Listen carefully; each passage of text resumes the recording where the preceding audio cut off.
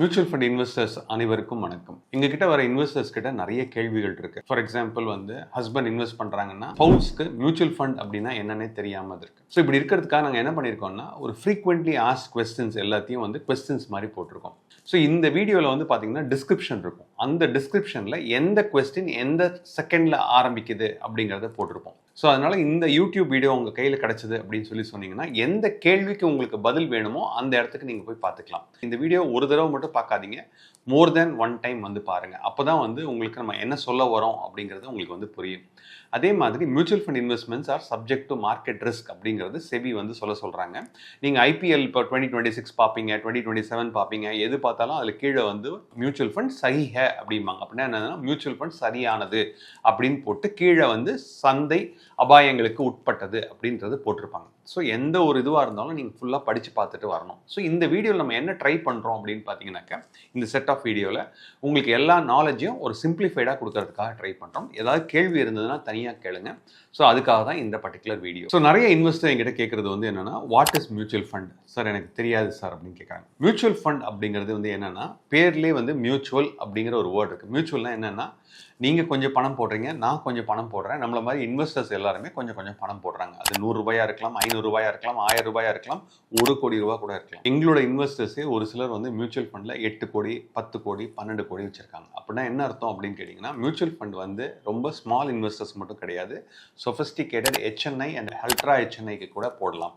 So இது mutual ஃபண்டில் என்ன பண்ணுறாங்கன்னா இந்த பணத்தை பூல் பண்ணுறாங்க. ஒரு ட்ரஸ்ட் அக்கௌண்ட் மாதிரி கிரியேட் பண்ணி பூல் பண்ணிவிட்டு ஒரு ப்ரொஃபஷனல் ஃபண்ட் மேனேஜர் என்ன பண்ணுறாருன்னா எல்லா விதமான அசட்ஸ்லையும் இன்வெஸ்ட் பண்ணுறாரு.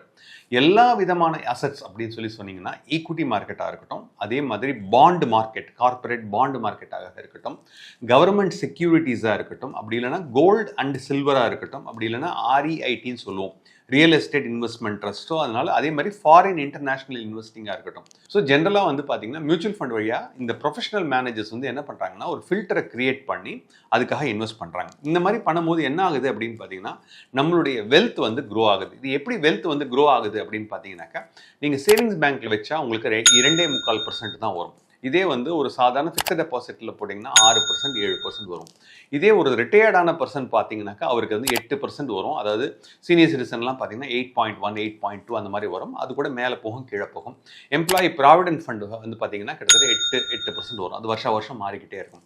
இந்த மாதிரியான ஒரு ப்ரொஃபஷனல் மேனேஜர் கிட்ட கொடுத்து உங்களுக்குன்னு ஒரு போர்ட்ஃபோலியோ அவர் கிரியேட் பண்ணும்போது என்ன ஆகுது அப்படின்னு பார்த்தீங்கன்னா லாங் டேர்மில் இன்ஃப்ளேஷனை விட உங்களுக்கு டேக்ஸ்லாம் கட்டினதுக்கு அப்புறம் கூட ஒரு 10% 12% வரக்கூடிய வாய்ப்புகள் இருக்கு. ஸோ மியூச்சுவல் ஃபண்ட் அப்படிங்கிறது என்னன்னு கேட்டிங்கன்னா ஒரு டைவர்சிஃபிகேஷன் கிடைக்குது. ஃபார் எக்ஸாம்பிள் நீங்கள் ஒரு சிங்கிள் ஸ்டாக் எடுத்தீங்க, அது HDFCயாக இருக்கலாம், TCSஆக இருக்கலாம், ஸ்டேட் பேங்க் ஆஃப் இந்தியா இருக்கலாம், எது வேணா இருக்கலாம். ஒரு சிங்கிள் ஸ்டாக் எடுத்தீங்கன்னா உங்களுக்கு ரிஸ்க் ஜாஸ்தி. மியூச்சுவல் ஃபண்டில் ஒரு போர்ட்ஃபோலியோ ஆஃப் ஸ்டாக்ஸில் இன்வெஸ்ட் பண்ணுறாங்க. ஸோ மியூச்சுவல் ஃபண்ட் தான் இருக்கிறதுல சரியானது அப்படிங்கிறதுனால இந்தியாவில் 80 லட்சம் கோடி இன்வெஸ்ட் பண்ணிட்டு இருக்காங்க. இதை பற்றி தெரியணும்னா நீங்கள் எங்கே வேணால் சர்ச் பண்ணி பார்க்கலாம், கூகுள் சாட் எதில் வேணால் சர்ச் பண்ணி பார்க்கலாம். எதுக்காக மியூச்சுவல் ஃபண்டில் இன்வெஸ்ட் பண்ணணும் அப்படின்னு தான் எல்லாரும் கேட்குறாங்க. எதுக்காக மியூச்சுவல் ஃபண்டில் நீங்கள் இன்வெஸ்ட் பண்ணணும் அப்படின்னு பார்த்தீங்கன்னா ரொம்ப ரொம்ப சிம்பிள். ஒன்று என்னென்னா மாதம் நமக்கு சம்பளம் வருது, நம்ம பணத்தை இது பண்ணுறோம்.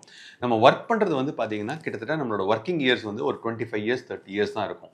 அதுக்கப்புறம் கூட இன்னைக்கு ரிஸ்க் ஆஃப் லிவிங் லாங் அப்படின்னு சொல்கிறோம். அதுக்கப்புறம் கூட நம்ம என்ன ஆகுதுன்னா நம்மளுடைய தாத்தா பாட்டி, நம்மளுடைய அப்பா அம்மா, நம்மளுடைய மாமா அத்தை, இந்த மாதிரிலாம் பார்த்தீங்கன்னா அவங்கெல்லாம் பார்த்தீங்கன்னா லைஃப் லாஞ்சிவிட்டி பார்த்தீங்கன்னா 75 வயசு 80 வயசு 85 வயசு வரைக்கும் இருக்காங்க. ஸோ அப்படி இருக்கும்போது நீங்கள் மியூச்சுவல் ஃபண்டில் இன்வெஸ்ட் பண்ணிங்கன்னா ஒரு கார்பஸ் மாதிரி கிரியேட் பண்ணிங்கன்னா உங்களால் 8லேருந்து 9% வரைக்கும் டேக்ஸ் ஃப்ரீயாக நீங்கள் டிவிடெண்ட் மாதிரியாகவும் நீங்கள் எடுத்துக்கலாம். ஸோ மியூச்சுவல் ஃபண்ட் எதுக்காக நம்ம இன்வெஸ்ட் பண்ணுறோம் அப்படின்னு பார்த்தீங்கன்னா நம்ம சொந்த காலில் நிற்கிறதுக்காக பண்ணுறோம். ஸோ மியூச்சுவல் ஃபண்டில் இன்வெஸ்ட் பண்ணும்போது அவங்க என்ன பண்ணுறாங்கன்னா டெய்லி மானிட்டர் பண்ணுறாங்க. நீங்கள் ஒரு ஸ்டாக் போர்ட்ஃபோலியோ நீங்கள் பில்ட் பண்ணிங்கனாக்கா நமக்கு எப்போ வாங்கணும் அப்படிங்கிறத ரிசர்ச் பண்ணி வாங்கிடுவோம். ஆனால் எப்போ விற்கணும் அப்படிங்கும்போது நமக்கு ஒரு எமோஷன்ஸ் இருக்கும். ஸோ இவங்க என்ன பண்ணுறாங்கன்னா ஒரு செட் ரூல்ஸ் மாதிரி வச்சுக்கிட்டு மியூச்சுவல் ஃபண்டே பார்த்தீங்கன்னா இந்தியாவில் ஒரு 48லேருந்து 50 AMC இருக்காங்க, அசட் மேனேஜ்மெண்ட் கம்பெனி இருக்காங்க. கிட்டத்தட்ட 2000க்கு மேற்பட்ட மியூச்சுவல் ஃபண்ட்ஸ் இருக்குது. அதில் ஆக்டிவ் ஃபண்ட்ஸ் இருக்குது, பாசிவ் ஃபண்ட்ஸ் இருக்குது. ஸோ இந்த மாதிரி இருக்கும்போது மியூச்சுவல் ஃபண்டில் உங்களுக்கு நிறைய சாய்ஸ் கிடைக்குது.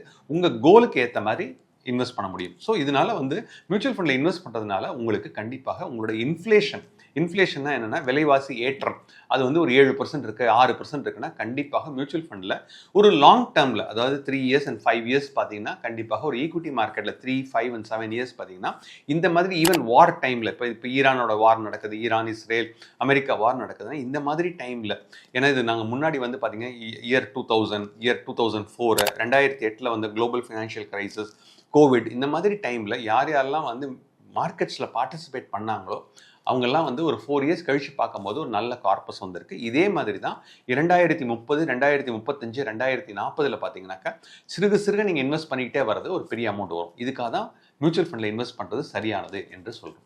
அடுத்த கேள்வி ஜென்ரலாக கேட்குறது வந்து ஸ்டாக்ஸில் இன்வெஸ்ட் பண்ணணுமா, மியூச்சுவல் ஃபண்டில் இன்வெஸ்ட் பண்ணணுமா? கண்டிப்பாக நீங்கள் நிறைய பணம் பண்ணணும்னா டைரக்ட் ஈக்விட்டியில் இன்வெஸ்ட் பண்ணுறது தான் கரெக்ட், ஸ்டாக்ஸில் இன்வெஸ்ட் பண்ணுறது தான் கரெக்ட். இந்தியாவை பொறுத்த அளவுக்கு 750 ஸ்டாக்ஸ் இருக்குது, டாப் 750 ஸ்டாக்ஸ் இருக்குது. இது வந்து ட்ரேடிங் ஆகிக்கிட்டே இருக்குது.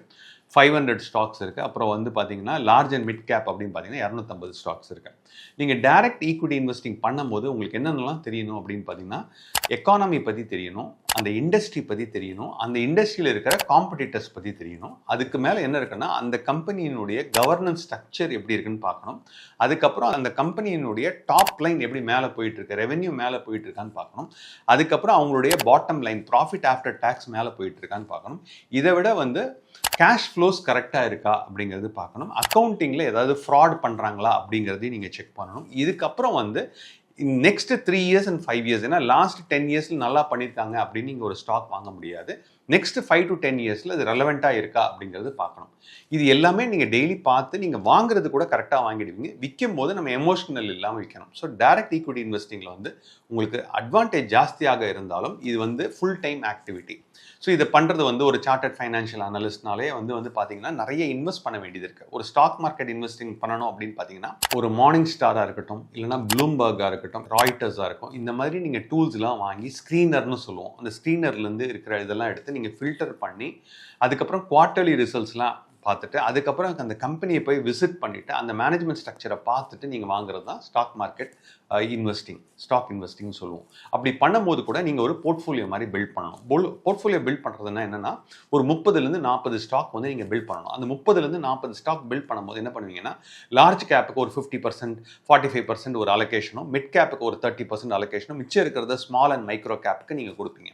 இதை உங்களுடைய ஓவரால் போர்ட்ஃபோலியோவில் பார்க்கணும். அதை வந்து ரீபேலன்ஸ் பண்ணணும். இந்த மாதிரி உங்களுக்கு எல்லா விதமான நாலேஜும் இருக்குது. நீங்கள் ஒரு சார்ட்டர்ட் அக்கௌண்டன்ட், நீங்கள் ஒரு காஸ்ட் அக்கௌண்டன்ட், நீங்கள் ஒரு சீஃப் ஃபினான்ஷியல் ஆஃபீஸராக இருக்கீங்க, நீங்கள் வந்து உங்களுக்கு வந்து நீங்கள் ஒரு சர்டிஃபைடு மேனேஜ்மெண்ட் அக்கௌண்டண்ட்டாக இருக்கீங்க, இல்லைனா நீங்கள் வந்து ஒரு MBA ஃபைனான்ஸ் படிச்சிருக்கீங்க, உங்களுக்கு ஃபுல் டைம் உங்களுக்கு எல்லா டேட்டாவும் இருக்குது.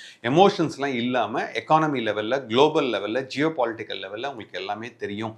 எந்த செக்டர் வாங்கணும், எந்த செக்டர் வாங்கக்கூடாது, இது எல்லாம் தெரியும் அப்படின்னு சொன்னீங்கன்னா டைரக்ட் ஈக்விட்டி இன்வெஸ்டிங் தான் பெஸ்ட். இது நமக்கு தெரியாது அப்படின்னு சொன்னீங்கன்னா அசெட் மேனேஜ்மெண்ட் கம்பெனி கிட்ட போனீங்கன்னா அவங்க என்ன பண்ணுறாங்கன்னா செபி வந்து ஏப்ரலுக்கு அப்புறம் வந்து அவங்களுடைய காஸ்ட் ஸ்ட்ரக்சர்லாம் குறைச்சிருக்காங்க. முன்னாடிலாம் பார்த்தீங்கன்னா 2.5% இருந்தது. இப்போ ஏப்ரல் 1, 2026 அப்புறம் அதை வந்து 2.1% குறைச்சிருக்காங்க. ஸோ இந்த மாதிரி இருக்கும் போது ஒரு ப்ரொஃபஷனல் மேனேஜ்மெண்ட் ஃபீஸ் வந்து கம்மி பண்ணி 80 லட்சம் கோடியை மேனேஜ் பண்ணும்போது ஏஇஎம் இன்க்ரீஸ் ஆக அதே மாதிரி கம்பெனியோட ஸ்ட்ரக்சர் எக்ஸ்பென்ஸ் ஸ்ட்ரக்சரையும் கம்மி பண்ணி ஈவன் 1%க்கு குறைச்சி உங்களுக்கு வந்து அட் அ வெரி ஃப்ராக்ஷனல் காஸ்ட்டில் இந்த வேலை எல்லாத்தையும் பண்ணுறதுக்காக தான் அசெட் மேனேஜ்மெண்ட் கம்பெனியும் ஃபண்ட் மேனேஜரும் இருக்காங்க. ஸோ அதனால வந்து உங்களுக்கு எல்லா விதமான டூல்ஸு, நாலேஜு, டைமு, ஸ்கில்ஸு எல்லாம் இருக்குன்னா டைரக்ட் ஈக்விட்டி இன்வெஸ்டிங் தான் பெஸ்ட். இது எதுவும் இல்லை, எனக்கு வந்து ஃபிக்ஸட் டெபாசிட்டை விட எனக்கு ஒரு 3% நல்லா வரணும், 4% வரணும், ரிஸ்க் கம்மியாக இருக்கணும், கோல்டில் இன்வெஸ்ட் பண்ணணும், சில்வரில் இன்வெஸ்ட் பண்ணணும், கார்பரேட் பாண்டில் இன்வெஸ்ட் பண்ணணும், கவர்மெண்ட் செக்யூரிட்டியில் இன்வெஸ்ட் பண்ணணும்,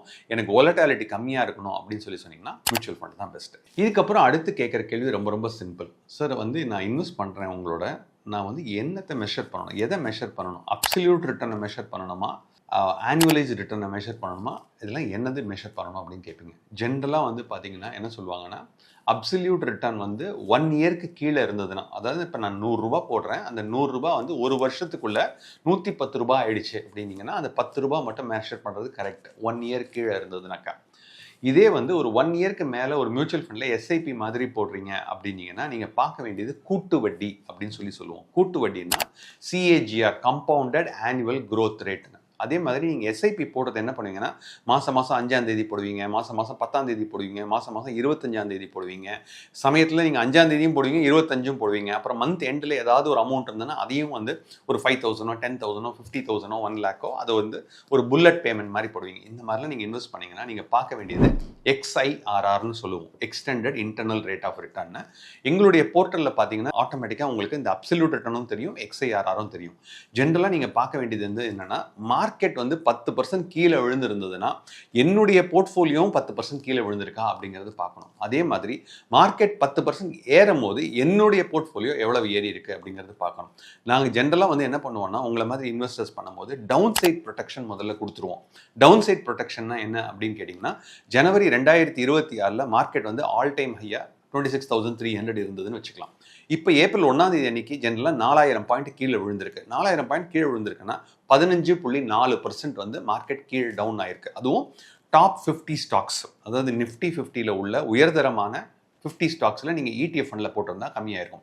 நாங்கள் ஜென்ரலாக வந்து என்ன சொல்லுவோம்னா, உங்களுடைய ஃபண்ட்ஸ் வந்து இந்த அளவுக்கு கீழே போயிருக்கா, இதை விட கம்மியாக போயிருக்கான்னு நாங்கள் பார்ப்போம்.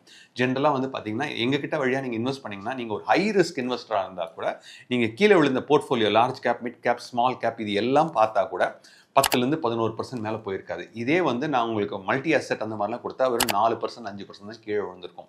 ஏன் இந்த மாதிரி கம்மியாக இருக்குன்னா, இந்த டவுன் சைட் ப்ரொடெக்ஷனில் ஆக்டிவ் ஃபண்ட்ஸில் கரெக்டாக இன்வெஸ்ட் பண்ணுறதுனால உங்களுடைய ரிட்டர்ன்ஸ் எல்லாம் ப்ராப்பராக மேனேஜ் பண்ண முடியுது. இதை மேனேஜ் பண்ணுறது தான் எங்களுடைய வேலை. ஸோ இதெல்லாம் தெரிஞ்சுக்கிட்டு இன்வெஸ்ட் பண்ணுறது ரொம்ப ரொம்ப முக்கியம். ஸோ எங்களை மாதிரி ஒரு மியூச்சுவல் ஃபண்ட் டிஸ்ட்ரிபியூட்டராக ஒர்க் பண்ணும்போது நிறைய டெர்மினாலஜிஸ் நீங்கள் கற்றுக்கிறது ரொம்ப ரொம்ப இம்பார்ட்டன்ட். ஃபர்ஸ்ட் வந்து பார்த்தீங்கன்னா, நாங்கள் வந்து யூஸ் பண்ணுறது NSE அப்படிங்கிறது யூஸ் பண்ணுறோம், நேஷனல் ஸ்டாக் எக்ஸ்சேஞ்ச். ஸோ எந்த பணமும் நீங்கள் எங்ககிட்ட கொடுக்க மாட்டீங்க, எல்லா பணமும் நேஷனல் ஸ்டாக் எக்ஸ்சேஞ்ச் வழியாக தான் கொடுப்பீங்க. ஸோ அப்படி இருக்கும்போது என்ன ஆகுதுன்னா, நம்பகத்தன்மை இருக்கிறதுலே இந்தியாவிலே நம்பர் 1 ஸ்டாக் எக்ஸ்சேஞ்ச்னா NSE ஸ்டாக் எக்ஸ்சேஞ்ச். ஸோ நம்பகத்தன்மை இன்க்ரீஸ் ஆகுது. இது வந்து ஒன்று.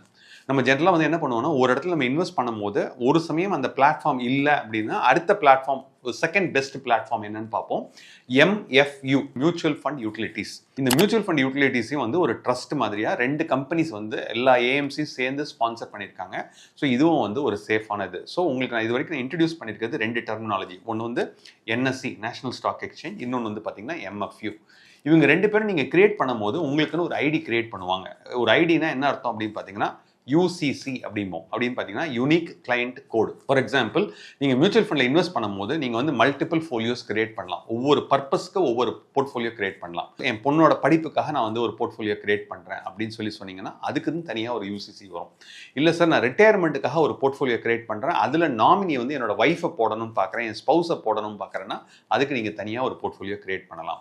அதே மாதிரி என்னோட பொண்ணுக்காக ஒரு கல்யாணத்துக்காக நான் பண்ணுறேன் அப்படின்னு பார்த்தீங்கன்னா கூட you can create one more portfolio. NSE பொறுத்தளவுக்கு நீங்கள் மல்டிபிள் UCC, யூனிக் கிளையண்ட் கோடு உங்களால் கிரியேட் பண்ண முடியும். ஆனால் மியூச்சுவல் ஃபண்ட் யூட்டிலிட்டிஸ் பொறுத்த அளவுக்கு எத்தனை பேர் இன்வெஸ்டர்ஸ் இருக்காங்களோ, யூனிக் இன்வெஸ்டர்ஸ் இருக்காங்களோ, அதாவது anyone or survivor or single அந்த மாதிரி பார்க்கும்போது உங்களால் வந்து அந்த இன்வெஸ்டர் பேட்டர்னுக்கு தகுந்த மாதிரி காமன் அக்கௌண்ட் நம்பர் CAN அப்படின்னு சொல்லுவோம். இந்த மாதிரி இருக்கும்போது உங்களுக்கு என்ன அட்வான்டேஜ் அப்படின்னு சொன்னீங்கன்னா, நாங்கள் இருக்கிறோமோ இல்லையோ, அதாவது ஒரு 5 வருஷம் இருக்கட்டும், 10 வருஷம் இருக்கட்டும், 25 வருஷம் இருக்கட்டும், உங்களுக்கும் வந்து ஒரு கம்ப்ளீட்டாக ஒரு ஹோல்டு கிடைக்கும். ஸோ அதனால வந்து மியூச்சுவல் ஃபண்டில் இன்வெஸ்ட் பண்ணும்போது உங்களுக்கு ஃபுல் ஃப்ளெக்சிபிலிட்டி கிடைக்கும். ஸோ நீங்கள் மியூச்சுவல் ஃபண்டில் இன்வெஸ்ட் பண்ணுறீங்க அப்படின்னீங்கன்னா இந்த மாதிரி சின்ன சின்ன சிம்பிள் டெர்மினாலஜிஸ்லாம் நீங்கள் தெரிஞ்சு வச்சுக்கிறது ரொம்ப ரொம்ப நல்லது. எப்போ வேணாலும் எந்த கேள்வி வேணாலும் நாங்கள் உங்களுக்குன்னு ஒரு வாட்ஸ்அப் குரூப் வச்சுருப்போம்.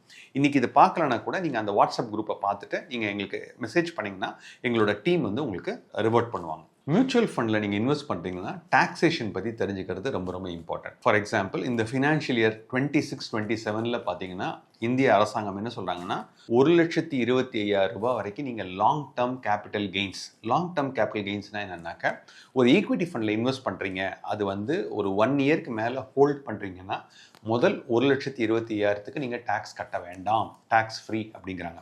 அதே மாதிரி நீங்கள் கோல்டுலேயோ சில்வர்லேயோ ETF இன்வெஸ்ட் பண்ணுறீங்க அப்படின்னா 2 வருடங்கள் இருந்தால் லாங் டேர்ம் கேபிட்டல் கெயின்ஸ் வந்து டேக்ஸ் ஃப்ரீ.